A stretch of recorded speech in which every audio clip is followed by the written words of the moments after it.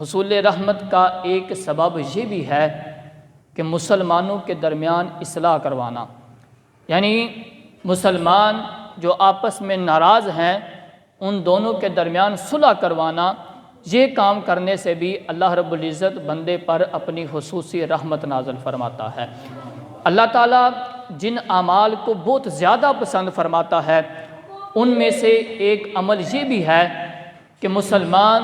دوسرے مسلمان بھائیوں کے باہمی معاملات کو بہتر بنانے کی کوشش کرے۔ یعنی اگر دو مسلمان آپس میں لڑے ہیں، جھگڑے ہیں،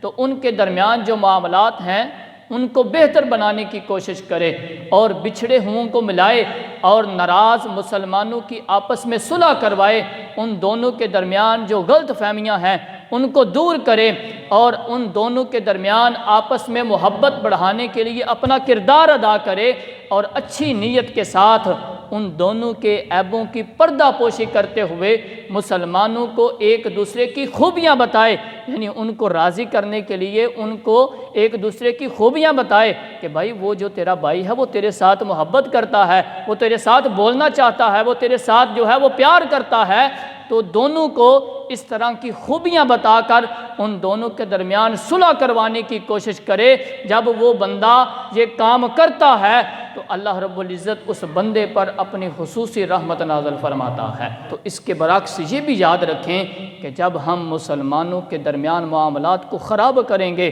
دو مسلمان بھائیوں کے لڑنے جھگڑنے کی وجہ بنیں گے، تو یہ اللہ رب العزت بہت ناپسند فرماتا ہے۔ اس کی وجہ سے اللہ جو ہے وہ ناراض بھی ہو جاتا ہے۔ اللہ رب العزت قرآن مجید کے اندر ارشاد فرماتا ہے انما المؤمنون اخوۃ فاصلحوا بین اخویکم، کہ یقیناً مسلمان آپس میں بھائی بھائی ہیں تو اپنے دو بھائیوں کے درمیان صلح کروا دو۔